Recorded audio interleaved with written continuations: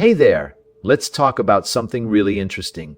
You know how we're always taught to focus on our differences and what sets us apart from others?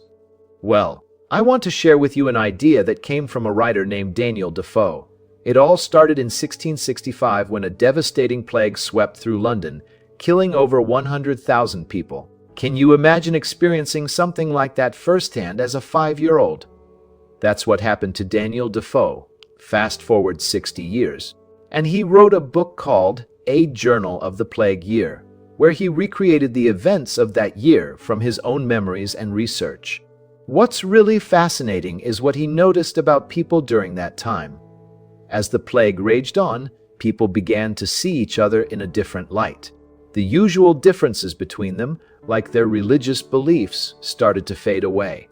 And it wasn't just about tolerance. People actually felt more empathy towards each other. I think we can learn from this experience.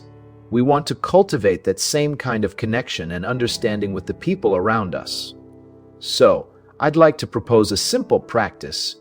Start by looking at those closest to you and imagining their mortality. What would happen if they weren't here anymore? How would it change your perspective on them? It's time to focus on our shared vulnerability to pain and death, not just our own individual experiences. By doing so, we can begin to break down those barriers that often divide us. So, let's take a moment to reflect on the people around us and see if we can start to connect with them on a deeper level. One of the key principles from this idea is to experience other people's vulnerability to pain and death, not just your own. It might sound strange, but it's a powerful way to tap into our shared humanity.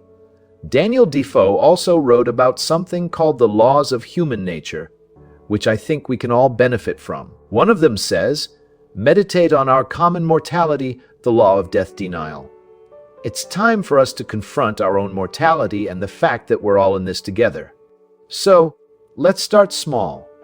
Let's look at those around us with new eyes, seeing beyond their differences and connecting with them on a deeper level. Who knows what kind of impact it might have on our lives?